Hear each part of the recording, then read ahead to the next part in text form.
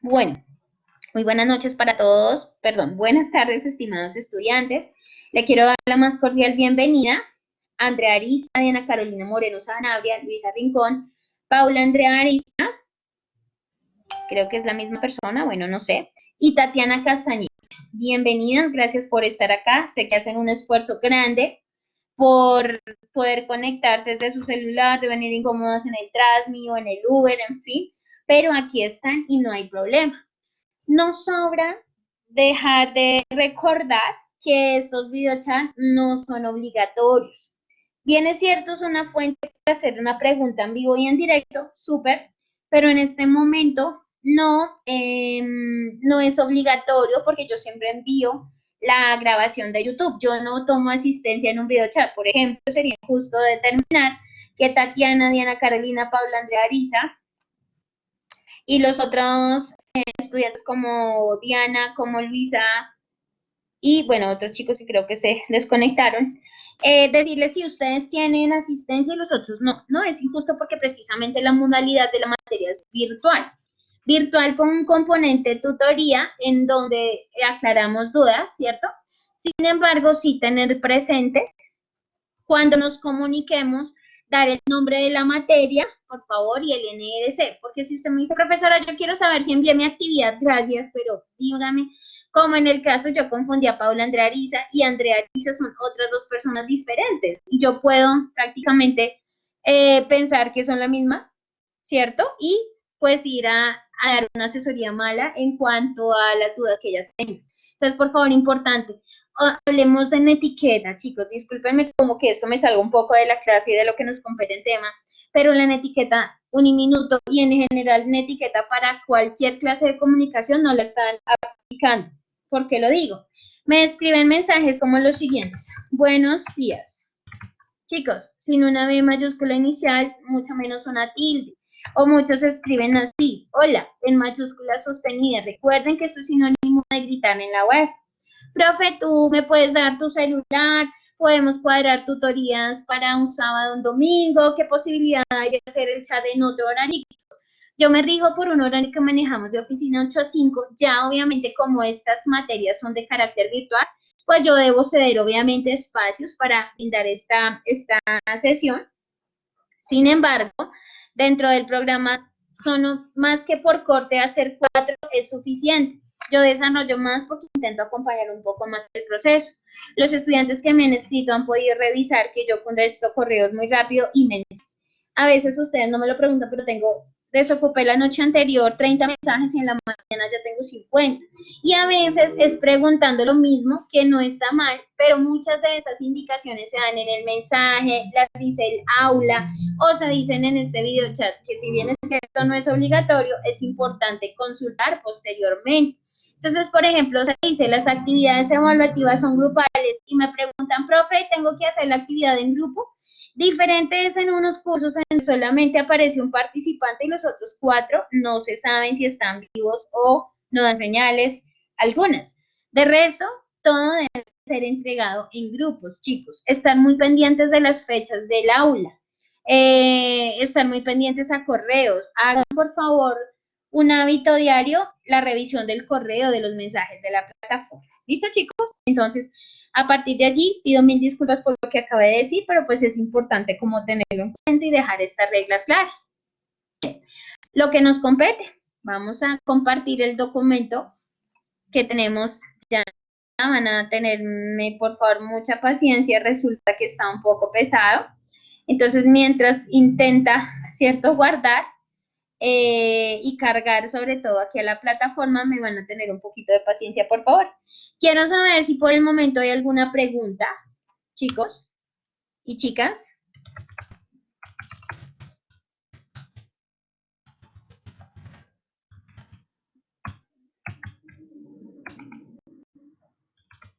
Creo que se están manifestando. Vamos a ver.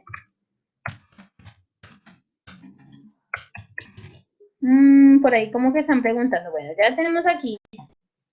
Calma, vamos a leer. Dice, profe, vamos a mirar el chat. Entre nos sigue. Buenas tardes, profesor. No, señora Toc. Ah, bueno, por ahora todo claro. Gracias, Luisa. Gracias, Diana. Gracias, Paula Andrea, que no es la misma chica, Andrea Ariza. Muchas gracias. Muy bien. Bueno, a partir de allí entonces quiero saber cómo van con la conformación de grupos. Si quieren me escriben por el chat.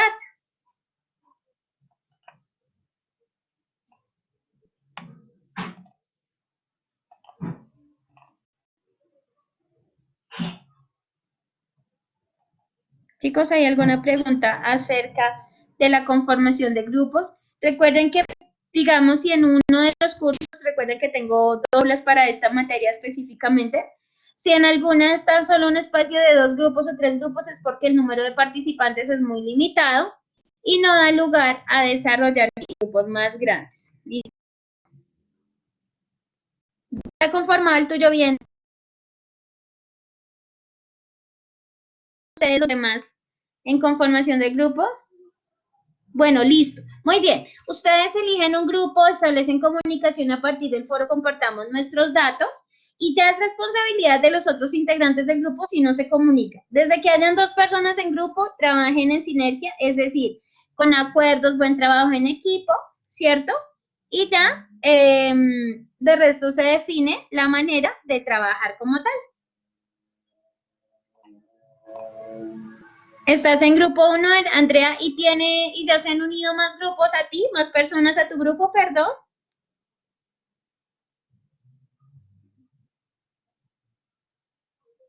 ¿No, chicos?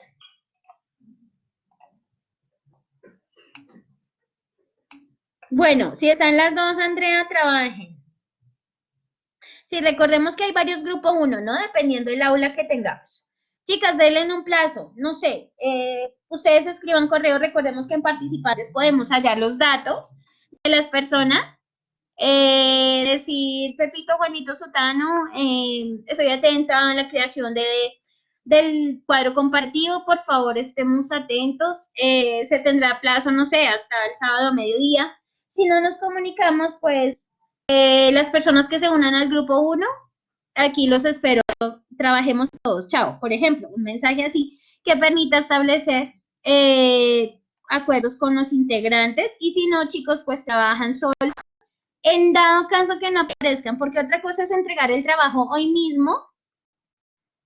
Dani, hay grupos 1 en cada una de las 12 aulas que tengo. ¿Me hago entender, Dani?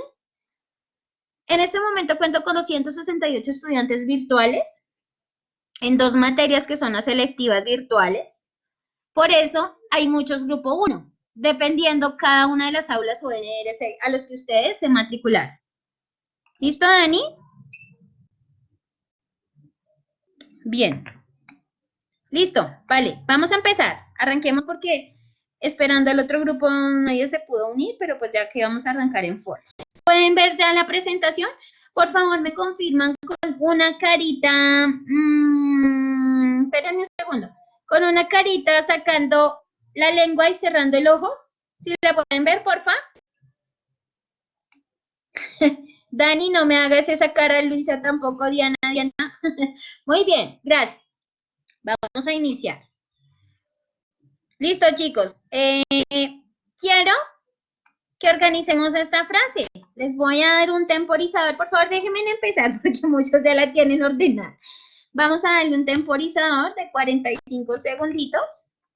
Ya les va a aparecer el cronómetro en la pantalla. Tienen 40 segundos a partir de ya para organizarla, por favor.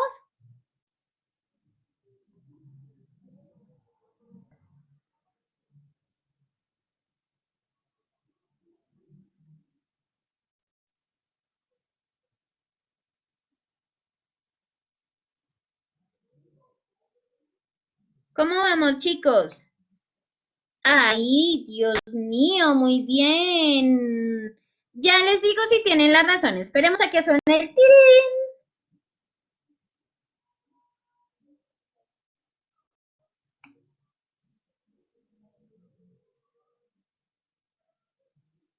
Ya casi. Ay, qué bonito el tirín. Listo, vamos a ver. Uy, por acá veo ya el chat lleno de mensajes. Vamos a mirar. Bueno, dice, bueno, aparte de estos niños que me enviaron una carita sacándome la lengua y picándome el ojo, ay, Dios mío, no me entiendes.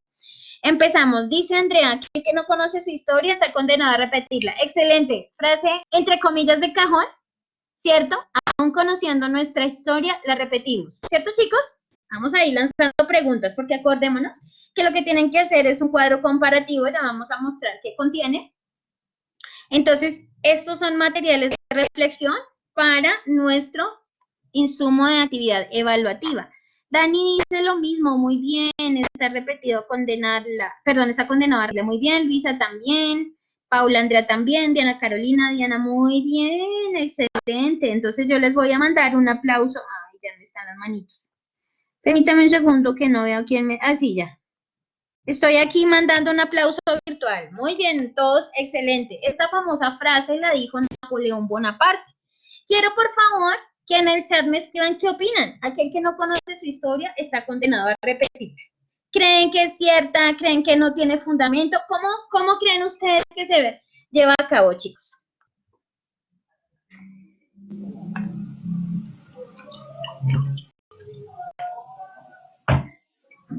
Están escribiendo Tatiana, Diana, Andrés también, Dani.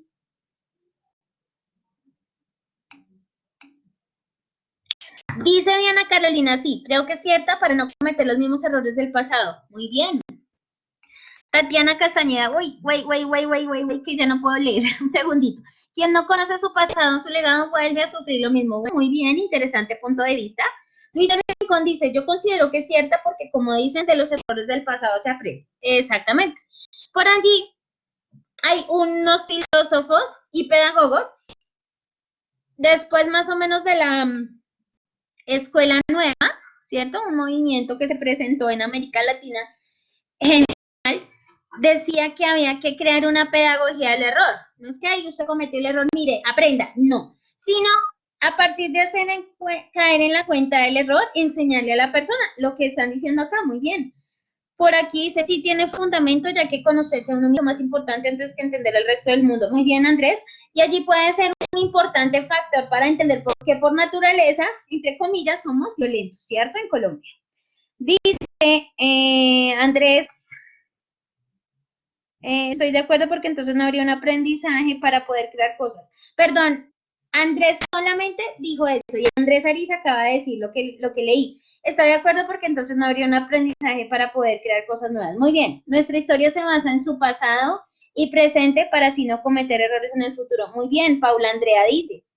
De acuerdo a nuestras experiencias aprendemos y creamos cambios. Muy bien, excelente, pues Napoleón lo dijo hace tantos años. Imagina cómo esta frase, que a pesar de que suene frase célebre de cajón, está muy actual en nuestra época. Bueno, chicos, muy bien.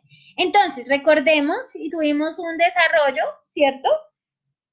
De una, ¿cómo decirlo? Unos generadores de violencia y también a partir de la siguiente actividad, el desarrollo de un cuadro comparativo de los grupos armados en Colombia. Hay muchos, nuevas denominaciones o historia de los mismos grupos que se han creado dada la desigualdad, la violencia y el mismo conflicto de generación de poder, ¿cierto? Hay que recordar que en 2016, bajo el gobierno de, sí, más o menos 2016, 2017, y pues todo el, parte del 2018, que pasó un acuerdo histórico que fue la firma de un tratado de paz con las FARC. El gobierno, a partir de una serie de diálogos y una estrategia de muchos años y en mesa de negociación en La Habana, ¿cierto? Y en otros países, y con mediación de muchos órganos internacionales y muchas personas dignatarias que tienen que ver y que saben mucho de procesos de negociación y de paz, firmó el acuerdo, ¿cierto? Un importante e histórico cambio que hubo en Colombia hacia ese camino de la paz. Recordemos que nuestro padre fundador siempre nos decía que Colombia y la minuto debía apuntar a esa construcción de paz, esa paz sostenible y duradera en el tiempo. Pues bien, esos ideales, digamos, de nuestro padre fundador, como obra minuto de Dios, llegaron a cobrar una importancia en los diálogos de paz. ¿Y qué sucedió? Que este grupo, conocido como una de las guerrillas más, o los grupos más notorios, en cuanto a guerrillas en Colombia, firmó el acuerdo y muchos se desarmaron y se movilizaron. Si algunos tuvimos en cuenta información, leímos o nos documentamos, quiero que me escriban por el chat, por favor, cuáles fueron algunos de esos acuerdos firmados en La Habana. ¿Alguno se acuerda?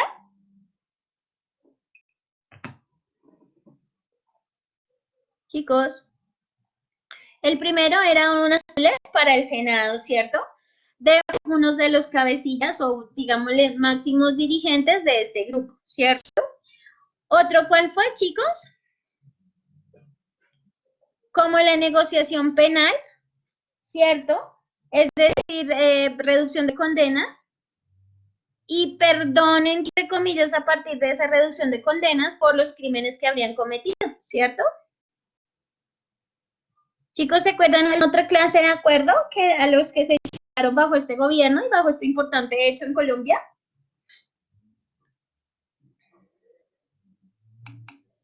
El fin del conflicto, muy bien.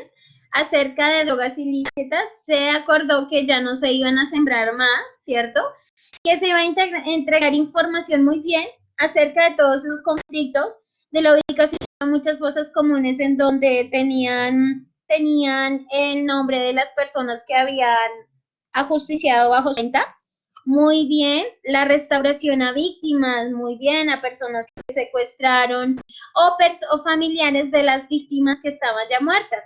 Una reforma rural integral, exactamente, ya no iba a haber drogas ilícitas, sino iban a haber nuevos cultivos y generación de empresarios del agro de muchos desmovilizados.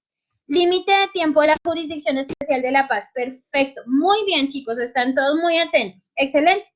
Pues resulta que las obras de Rueda, Alvarado y Gentili en 2016, ellos dijeron que, y en general todos los colombianos nos dimos cuenta que uno de los importantes hechos históricos fue este acuerdo, porque permitía desmovilizar, permitía de manera civilizada acabar con un conflicto.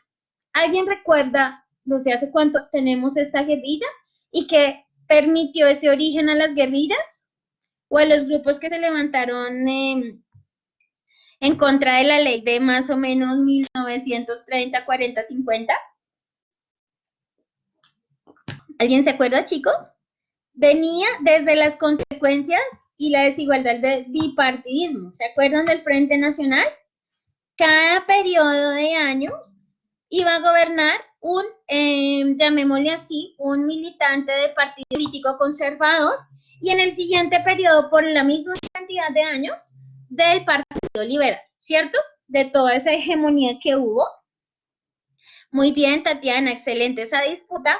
Llegaron a un acuerdo por allá en el Frente Nacional en donde decía, usted va a gobernar tantos años bajo estas políticas y nosotros como siguiente partido oficialista también en Colombia, vamos a gobernar bajo estas mismas dictaduras. O bueno, dictaduras no, llamémosle formas de gobierno. Entonces, ¿qué dice Rueda, Alvarado y Gentili? Fue un desafío totalmente porque nadie estaba preparado. ¿Se acuerdan que nosotros tuvimos la posibilidad de votar un plebiscito por la paz? ¿Ustedes votaron, chicos? Yo voté. No hay que revelar el voto porque es personal, acuérdense que es un derecho. Vamos a poner pulgar arriba si votamos al plebiscito para la paz. Es decir, que se implementaran esos acuerdos o que se sometieran a votación algunos de los acuerdos firmados en La Habana. Muy bien, excelente, muy bien, Andrea. Y todos los que votamos ya tuvimos nuestro criterio personal, ¿cierto? Pero infortunadamente el plebiscito ganó, en el plebiscito ganó el no, ¿cierto? Bien. ¿Qué otro hecho pudimos votar también para acabar un poco la corrupción en el país? ¿Qué otro hecho y cómo se llamó? Eso fue, si no estoy mal, hace 1 o 2 años. ¿Se acuerdan, chicos? Que volvimos a las urnas para una consulta de referendo en donde se iba a votar algo que nos iba a disminuir un poco los índices de corrupción. La consulta anticorrupción. Muy bien, en uno de sus famosos y polémicos objetivos o banderas lema, que era el reducir el salario a congresistas, que fue muy interesante, ¿cierto? Y por poquito perdió también el no, ¿cierto? No se aprobó. Entonces dice aquí, estos 3 autores, que definitivamente esa firma de los acuerdos de paz es un total desafío para la nación. Y allí intentó entonces tratar de edificar su futuro mejor, ¿cierto? Para los colombianos y en general para todos nuestros pueblos de América Latina de este origen y pasado histórico tan violento. Bueno, entonces, no es, ay, discúlpenme, se me pasó la diapositiva que no era. Habíamos quedado acá, sí, perfecto. Dice también Rangel, ¿cierto? Que definitivamente los nuevos retos que nos enfrentamos nosotros como colombianos antes de determinar cuáles son sus causas desde la psicopatología y las relaciones sociales, primero es el camino a la paz, totalmente, y la consolidación de una política de seguridad nacional. Es importante tenerla en cuenta. Estos son los dos retos que deben ser eje transversal y prioridad en cualquier gobierno, sea gobierno azul, verde, amarillo, rojo, con carita, con flor, con lo que sea. Deben ser uno de los más importantes objetivos de cualquier programa de gobierno, ¿cierto? ¿Por qué? Porque con tantos niveles de violencia en todo aspecto y en todo sentido en el país y en toda América Latina, necesitamos reformar hacia una cultura pacífica de convivencia y de la paz totalmente, ¿cierto? Rangel nos plantea una interesante crítica y una interesante reflexión, ¿cierto? Colombia, aparte no solamente de lograr la paz y de tener seguridad, puede irse en desarrollo, una política de desarrollo que implemente inversión, que implemente más desarrollo en el sector agropecuario, en los mismos servicios, en el turismo, en la industria, si definitivamente hacemos de la paz un eje transversal. ¿Qué opinan de eso, chicos? ¿Será que si hay paz y hay una seguridad nacional importante, podremos ser, como se catalogaba antes, una potencia o un país desarrollado? ¿Qué opinan, chicos? Vamos a hacer un sondeo. A ver quién dice por qué. ¿Listo? Entonces vamos a hacer un sí y un no y la pregunta. Ya estoy ya trabajando. Vayan pensando bien las personas que vayan a decir sí o no.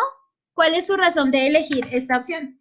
¿Creen que la Constitución, ojo, hablamos no de Constitución como nuestra Carta Magna, ¿cierto? Nuestra Constitución Política de Colombia, sino la Constitución, es decir, el hecho que se obtenga la paz, la Constitución de la paz y la seguridad nacional. Vayan pensando. Y la seguridad nacional permiten crear un país desarrollado, o como se conoce comúnmente, potencia. Perdónenme un segundo, desarrollado. Listo. Aquí ya está el sondeo. ¿Quién va a votar? ¿Quién dice sí? ¿Quién dice no? ¿Quién se abstiene de preguntar? Listo, muy bien. Ya 10 personas votaron. Excelente. Yo también voté. ¿Sin respuesta 6 personas? Bueno, listo. ¿Quién dijo que sí? ¿Por qué creen que si tenemos esa obtención de la paz y si desarrollamos esa cultura de políticas de seguridad nacional, podremos ser un país desarrollado? ¿Quién dice que sí? Tatiana puso, yo digo que sí. ¿Por qué, Tatiana?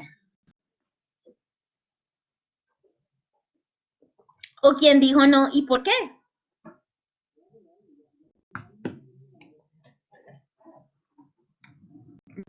Muy bien, también está Luisa muy juiciosa. Ah, bueno, Luisa dice no. El hecho que se firme la paz no significa que vayamos a ser un país desarrollado. Bien, interesante, respetuoso el punto de vista. Muy bien, Luisa.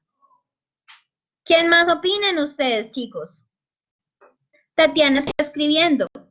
Yo, Elsica, te digo, si esa paz y esa consolidación de la seguridad nacional garantizara mejor igualdad, más igualdad social, yo creo que sí, porque la gente volvería a los fundamentos de la economía. Nosotros somos un país agropecuario, sí, también minero, también nos desarrollamos en sectores del de servicios a partir terciarios, pero también nos darían un poco más de condiciones de vida, ¿cierto? Si no hubiese tanta desigualdad y tanta inequidad, por ejemplo.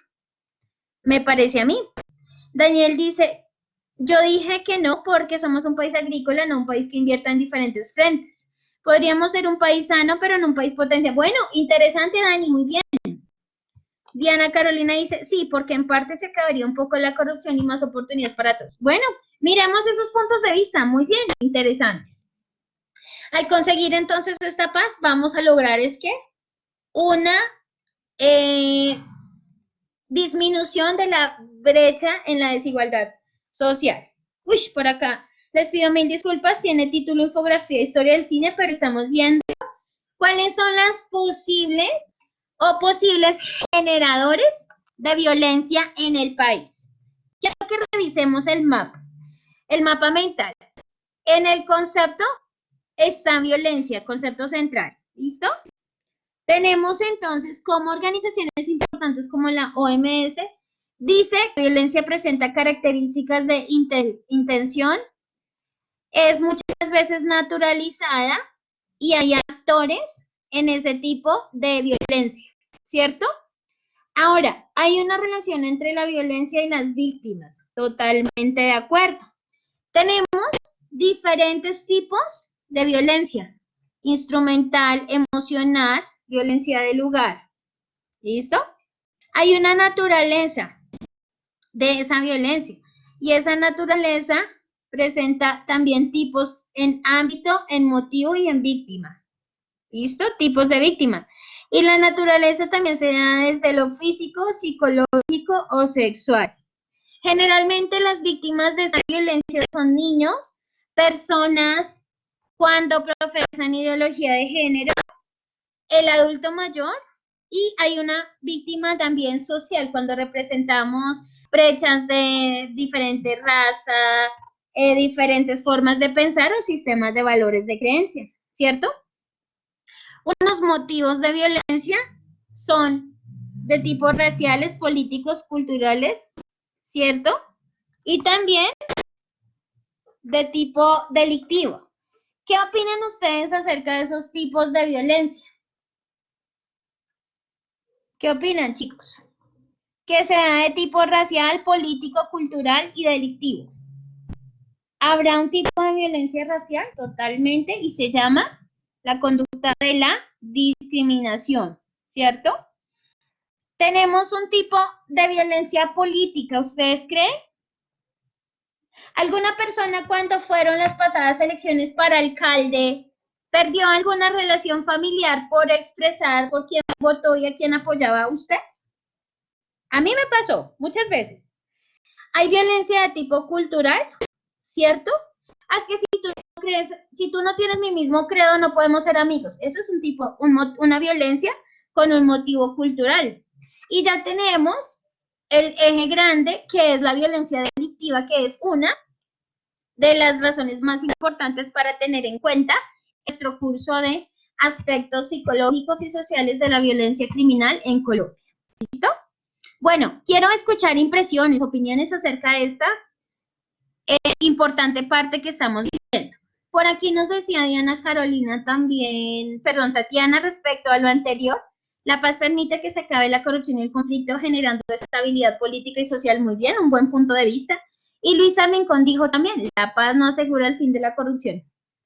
Muy bien, tremendo esto, ¿cierto? Interesantes puntos de vista, imaginarios e idearios sociales que tenemos respecto de algo. Muy bien. Listo. Hay muchos factores que intervienen en la violencia. Uno de ellos son de tipo reglamentario, ¿cierto? ¿Por qué factor de reglamentario? Porque si nos salimos a veces de la norma también genera tipo de violencia, ¿cierto? Hay unos factores de riesgo importantes de condición demográfica, socioeconómica, educativa. La pobreza y la desigualdad, chicos, yo me atrevo a decir sin ánimo de caer en un juicio de valor, ojalá, que definitivamente las dos causas principales de la violencia en Colombia desde el bipartidismo, desde la misma guerra de independencia, una en nuestra conquista y colonia, cuando fuimos colonizados y conquistados, es esa, la pobreza y la desigualdad, porque el poder es para unos, no para todos, ¿cierto? Tatiana nos dice, la violencia siempre ha existido y en mi opinión ha sido por falta de respeto, tolerancia y empatía. Mira, tú lo puedes decir así. Desigualdad en formación, en valores, en fin. Nos dice Paula, en muchos aspectos se presentará la violencia debido a la falta de empatía en la comunidad. Muy bien. Diana Carolina dice, también se ha evidenciado en el asesinato de los líderes sociales. Muy bien. A propósito, escuchamos el reporte de la ONU dado ayer. Por allí búsquenlo por noticias serias y verán cómo Diana Carolina apunta a ello, a la impactante cantidad de asesinatos de líderes sociales. Muy bien. Ahora, vamos a ver también cómo las víctimas generalmente se violentan o son condición de violencia cuando tienen por parte del género. Si son niñas o mujeres, si son ancianos o si son también personas en condición de discapacidad, son aquellos que son más violentados. También tenemos unos factores, ¿cierto?, que son importantes en la violencia. Allí tenemos autoridades que son las personas que administran justicia y también la policía o las fuerzas militares que ejercen ya un tipo de control, de castigo, ¿cierto?, a las conductas delictivas. Ahora, otra posible causa de la violencia es la amenaza a la seguridad ciudadana, ¿cierto? Existe esa amenaza de seguridad ciudadana de tipo multicausal, ¿cierto?, de múltiples consecuencias y también por la percepción al temor acerca de algo. Bueno, Andrés me dice, también estoy de acuerdo en que la violencia se fundamenta en desigualdad y pobreza. Muy bien, interesante. Bueno, para mirar entonces este tema del uso intencional de la violencia, es cuando vamos a ejercer fuerza, ¿cierto? Una fuerza irracional, llamémosle así, ¿cierto?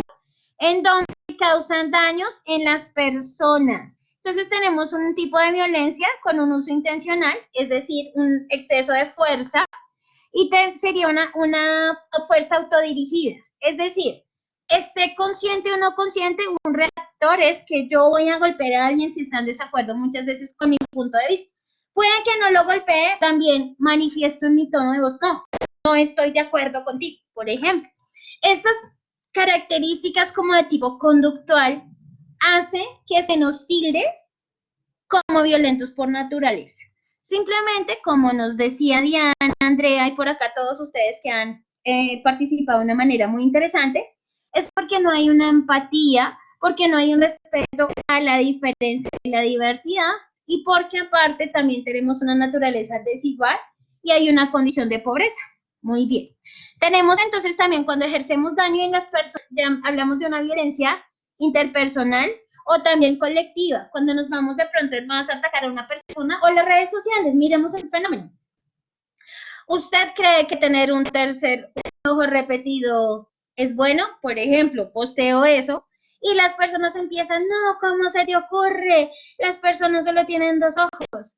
Dice otra persona, compañera no sé qué, si la compañera quiere expresar que tenemos tres ojos y un ojo repetido, pues es problema de ella. ¿Y qué? Y empezamos a desencadenar una serie de argumentos a veces sin sentido, sin un fundamento, y allí generamos violencia, ¿cierto, chicos? Y también vamos entonces a hablar cómo esa teoría de las formas de socialización y la teoría de la ruptura tienen que ver cómo es concebida la violencia. ¿Listo, chicos? Bien, ahora, hay que recordar también que nuestra siguiente actividad de cuadro comparativo de tipo grupal permite o sugiere que hagamos un cuadro comparativo a partir de los grupos armados en Colombia. Unos de ellos, entonces, eran estos principales guerrillas o grupos guerrilleros y entramos como con la introducción de el logro de la firma del acuerdo de paz.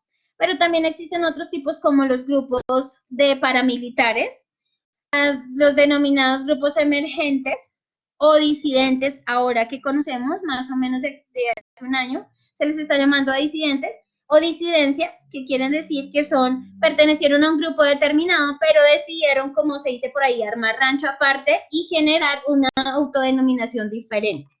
Entonces, sin duda alguna, desde los 50 y 60, toda esta violencia generada a partir del Frente Nacional, del bipartidismo, de las condiciones de desigualdad y pobreza, generaron los grupos guerrilleros.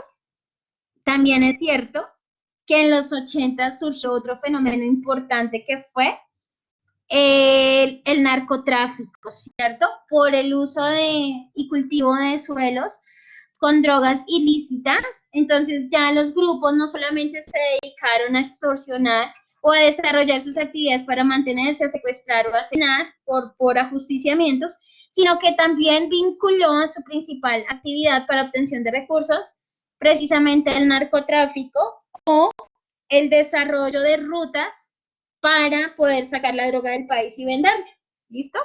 ¿Qué sucedió también? Incrementó aparte el fenómeno del narcotráfico, que las personas que tenían el poder en determinadas zonas, controlando con droga determinadas regiones, pues se hicieron acaudalados. Entonces contrataron personas como guardaespaldas, ¿cierto? O inclusive como mandaderos, es decir, usted tiene que asesinar personas, entonces esa persona era un asesino a sueldo, literalmente, que desarrollaba también otros subgrupos. Entonces empezaron a constituir clanes.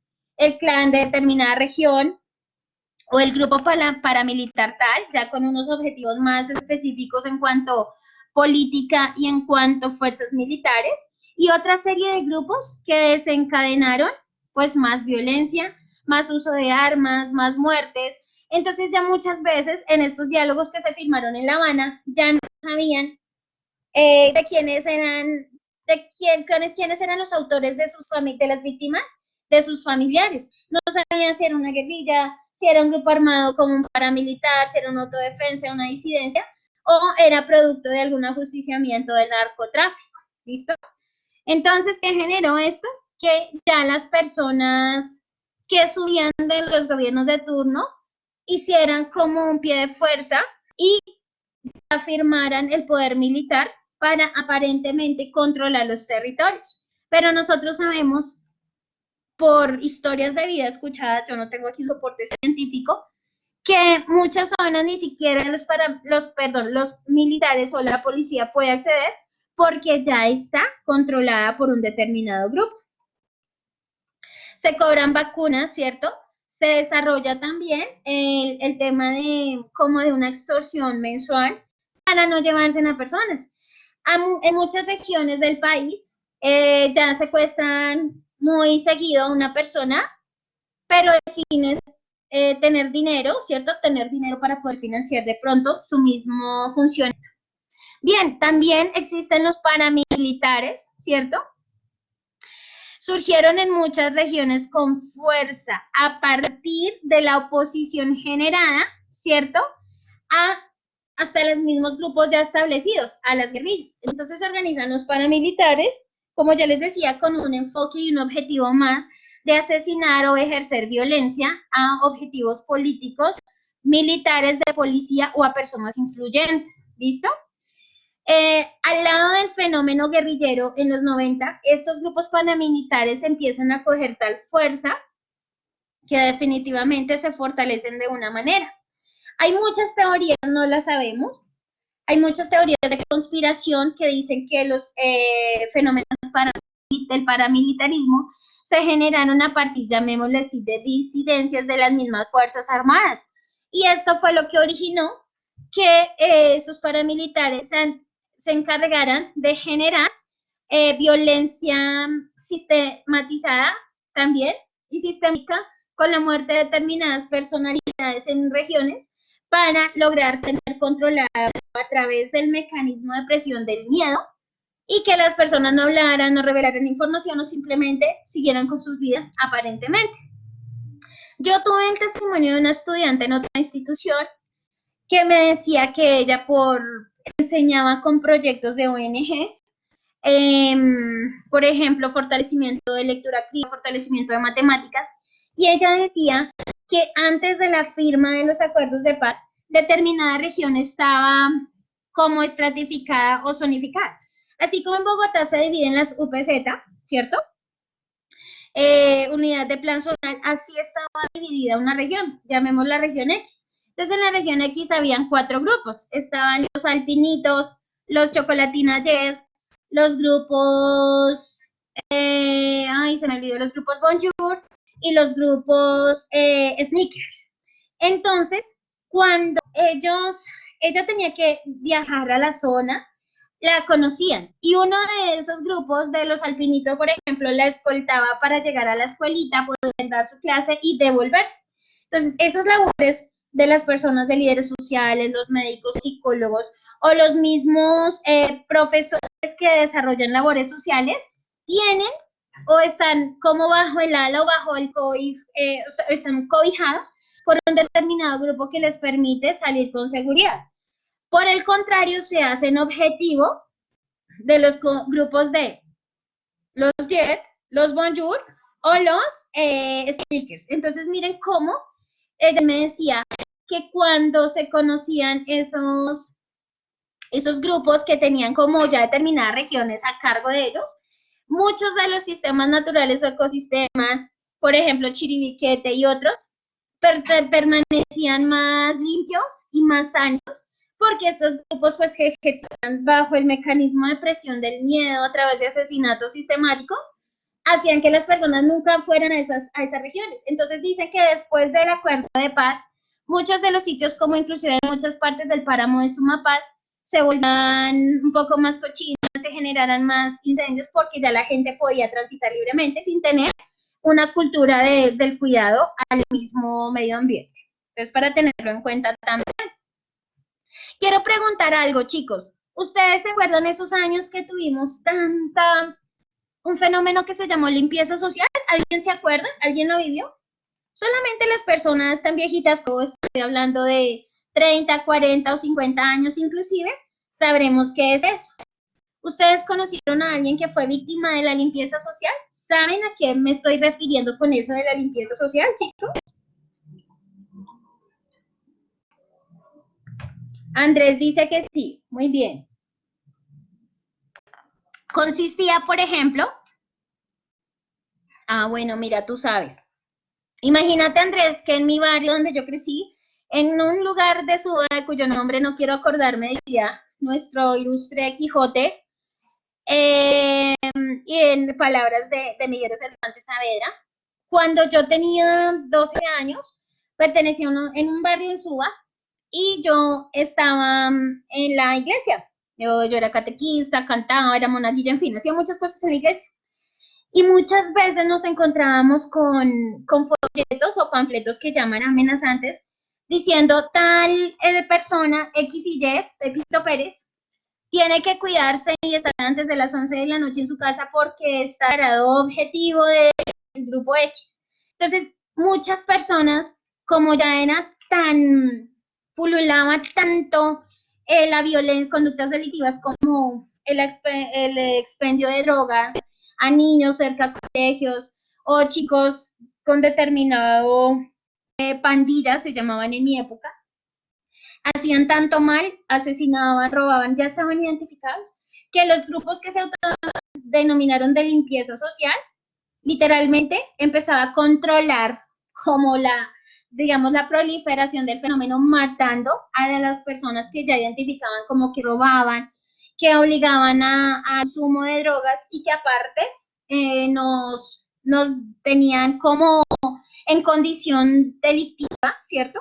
Y los asesinaban. Entonces, claro, eso era una advertencia para que las personas que vieran cómo estaba muerto y que delinquían le bajaran un poquito a esas conductas y lo pensaron dos veces antes de hacerla porque pues iban a amanecer muertos literalmente. Entonces, así como Andrés, no sé cómo era en tu contexto, pero pues es algo así, era ejercido en jóvenes, estoy hablando de muchachos muertos de 15, 16 años, inclusive de 14. Los más grandes eran máximo 22, 23 años y obviamente uno los conocía en el barrio y sabía que ellos se ejercían, pero pues uno no podía decir nada. Entonces, imagínense cómo la violencia sistemática y el mecanismo de presión de esas muertes ha servido como control social por determinados grupos. Eso es lo que también tendrán que resaltar en su cuadro comparativo. Bueno, en cuanto a la definición de conflicto, tenemos, sin duda alguna, que el conflicto dentro de la pedagogía de resolución de conflictos es una oportunidad para generar cambio, ¿cierto? Pero el conflicto se genera a través de tres tipos de violencia. Una violencia directa, ¿cierto? Una violencia cultural y una violencia estructural. Entonces, para disminuir y mitigar esos tipos de violencia, vamos a hablar. Entonces, para contrarrestar una violencia cultural hay que darse un proceso de reconciliación, ¿cierto? Por ejemplo, yo me puse furiosa con mi hijo porque me quitó mi chocolatina y yo no le quería dar y él me la rapó.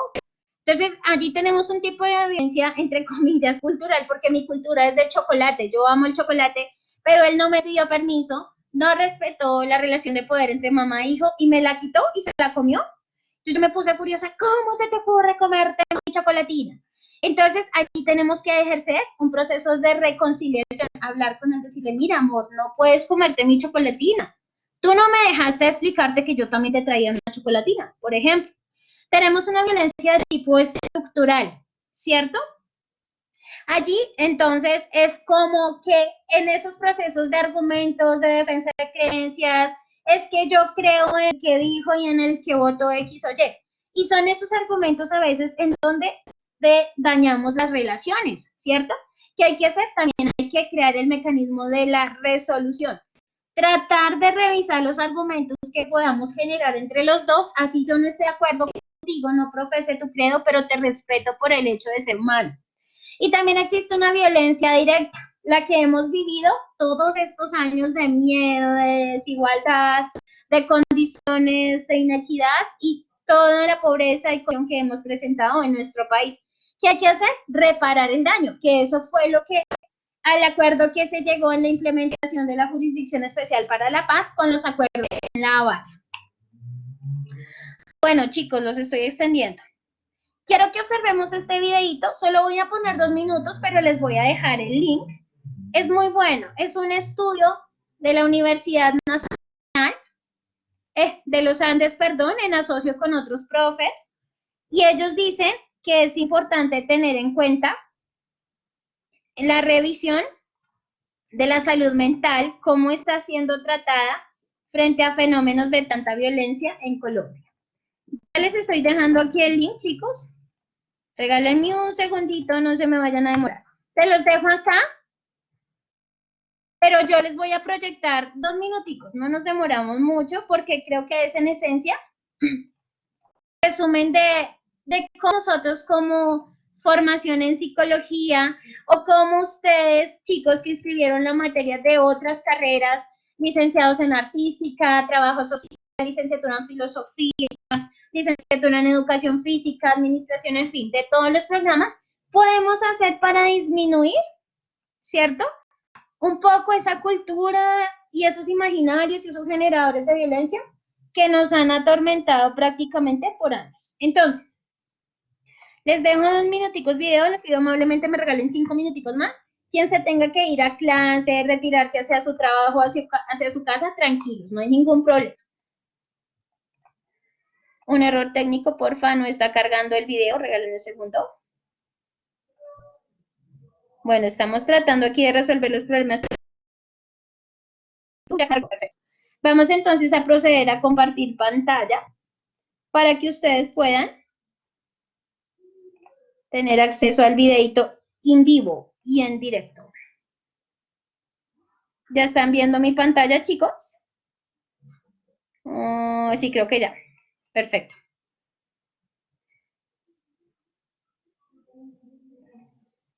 Vamos a ver solo dos.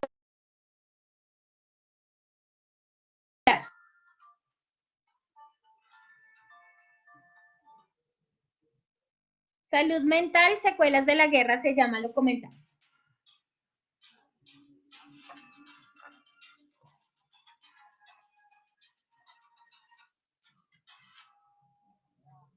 Colombia ha experimentado más de 50 años de conflicto en todo su territorio nacional. Este conflicto ha tenido diferentes formas y niveles de intensidad que han afectado a toda su población de múltiples formas. El área de la salud es quizás una de las áreas más complejas de abordar y entender desde la perspectiva del conflicto. Queremos tratar de ubicar este fenómeno del conflicto en Colombia como un problema de salud pública. Pues mira, hay diferentes aspectos que tener en cuenta. De un lado es el efecto del conflicto en las personas. Cuando hablamos de las personas está la parte física, está pues, el asesinato, están las vidas antipersonales, las heridas, las discapacidades. Pero también hay otra parte, que es la parte mental. Pero no se queda allí. Está también toda la parte de la dificultad para acceder a los servicios. Por ejemplo, en zonas de conflicto, con frecuencia hay toques de queda, hay que pedir permiso a unos o a otros para acceder. Esto dificulta el acceso a los servicios. El otro lado es el servicio de salud. Los sistemas de salud, como de un lado se ven afectados. En este caso, por ejemplo, como tienen dificultad para salir a las comunidades y prestar servicios en las comunidades, de las comunidades como tienen dificultad para acceder a los servicios, a los centros de salud. Y en esto queremos mirar también cómo el ministerio y los servicios de salud se han venido preparando. Por ejemplo, cómo proteger a su personal, cómo identificar adecuadamente el personal. Son varios aspectos que no solo en Colombia, pero en países que han vivido conflictos de larga duración. Listo, chicos, quedémonos con esta imagen importante. ¿Qué está sucediendo aquí? Miremos el piecito del niño. Ahí. Chicos, ¿solamente será un tipo de violencia física? Miren todas las consecuencias a las que nos ha llevado tantos años de conflicto. Prácticamente siglos desde que nos conquistaron. Cómo de forma violenta entraron a nuestro territorio, nos quitaron nuestras costumbres y nos impusieron una cultura. Podemos decir entonces que una de las causas de la violencia también es imposición de la cultura, o cómo se generó la violencia. Entonces miremos cómo está en un conflicto hasta estos pequeños granitos que tiene el niño, grandes, que están distribuidos por toda su piernita, son causa de una violencia sin medida. Una violencia que ha llevado condición de ¿qué? De desigualdad. Entonces, para que tengamos en cuenta, vean el videito cuando puedan, para tener un poco más panorama a partir de cómo podemos contribuir desde la salud mental y apoyar, ¿cierto, chicos? Bien, quiero entonces también, ya vamos a acabar, rápidamente voy a volver a compartir la pantalla, dije 5 minutos, ya voy 3, entonces rápidamente vamos a volver al archivo que teníamos. Bien. Hablando básicamente que lo que hay que hacer de cara a nuestra lección evaluativa es desarrollar un cuadro comparativo entre los diferentes grupos armados. ¿Listo? Pueden buscar, aparte de los contenidos que ya tienen en el aula, recuerden que cada vez que se abre la unidad, ustedes allí pueden ver los contenidos sugeridos, ¿cierto? O en su defecto, busquen en bases de datos, ojalá en artículos científicos o en artículos de opinión que sean de periódicos serios, ¿sí? Bueno, hablar de un medio imparcial en prensa o en general de comunicación es un poco difícil, pero intentemos buscar esa información. Quiero que cuando vean el video analicen qué sugiere el fragmento del documental, qué sugiere el título, con qué tipo de casos de violencia relacionarías el título del documental, y con solo el título y el fragmento del documental, ¿podrían averiguar el tema general? No sabemos, ¿cierto? Solamente dependiendo de cómo se analice el documental como tal. Entonces recordemos que hay muchos antecedentes históricos de Colombia, pero el Bogotazo fue uno también de los sucesos clave que desarrolló toda esta época de violencia en Colombia. Otras guerras que son causantes de estas nefastas consecuencias violentas en nuestro país, la Guerra Fría entre la Unión Soviética y Estados Unidos. Recordemos también el desarrollo de todas estas nuevas dictaduras, esos nuevos movimientos liberadores de estar en contra de los gobiernos de corte tradicional, como en Cuba, como en Argentina, en muchos otros países de la América. También pensemos que la violencia tiene muchas causas. Hay causas económicas, ya lo hablamos, una desigualdad y una inequidad en el país. Tenemos causas económicas o llamadas objetivas. Las dos que tenemos, desigualdad, desempleo, conflicto de intereses, todo esto tiene que ver. También causas culturales. Una, la falta de educación. A veces inclusive se ha dicho que las altas tasas de natalidad influyen también. Entonces miremos cómo muchas de nuestra naturaleza permite llevar allá a cabo este tipo de violencia. Chicos, esto era todo lo que les tenía que decir para hoy. Recordemos nuestra actividad evaluativa cierra el 9 de marzo. Para las personas que se unen hasta ahorita o que van a escuchar el video chat, recuerden que todas las lecciones evaluativas, es decir, aquellas que dicen evaluativa, son entregables en grupo. Por favor, revise, incluyas en grupo. Si no aparece la opción, simplemente comuníquese con los integrantes a través de un mensaje en la plataforma. Díganles, están interesados en unirse al grupo 1, por ejemplo, y que una sola persona me haga la entrega del trabajo como tal, en formato Word. Recordemos que sobra decir las normas de presentación APA, portada, introducción, el cuerpo del trabajo, que sería el cuadro comparativo, las conclusiones y las referencias. Profe, no me aparece el aula para entregar el trabajo porque no pertenezco a ningún grupo. Escríbame en esos casos específicos con mucho gusto. Yo estaré atenta a atender cada una de sus inquietudes. No, Andrés, el cuadro comparativo es grupal. Todas las actividades evaluativas, si la plataforma dice que son de entrega individual y otra grupal, no. Para este caso, desde el primer video chat se dijo que todas las acciones evaluativas van a ser en grupo. ¿Listo? Profe, yo tengo una pregunta. No, Diana, no. Todas las actividades que dicen de comprensión, primero no son obligatorias hacerlas, es si tú deseas hacerlas. Y como son de comprensión, es decir, no son de naturaleza de nota o calificativas. Entonces, el desarrollo de la actividad de comprensión te da insumos o herramientas para poder desarrollar la siguiente actividad evaluativa.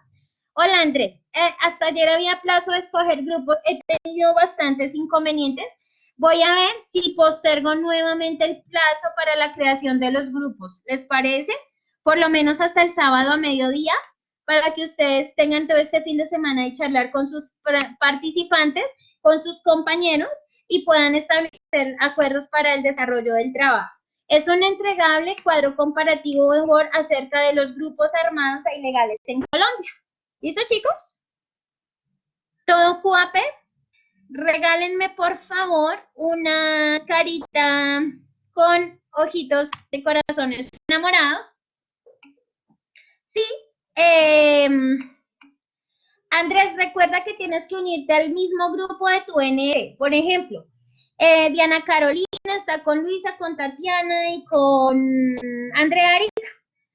Si las tres pertenecen al NRC 2521, por decir, Andrés, tú también deberías estar en el 3531.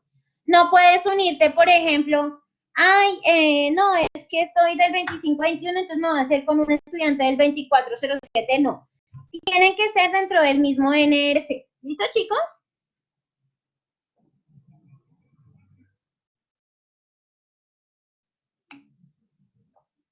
Ay, tan lindos, me están regalando ojitos enamorados. Gracias, mis chicos. Yo también estoy enamorada de ustedes, mis estudiantes, en el buen sentido de la relación del conocimiento y el saber. Vale, entonces recuerden, Andrés, no puedes hacer un grupo si perteneces a un NRC distinto, por ejemplo, como está hablando Tatiana Castañeda o Diana Carolina Moreno. ¿Listo?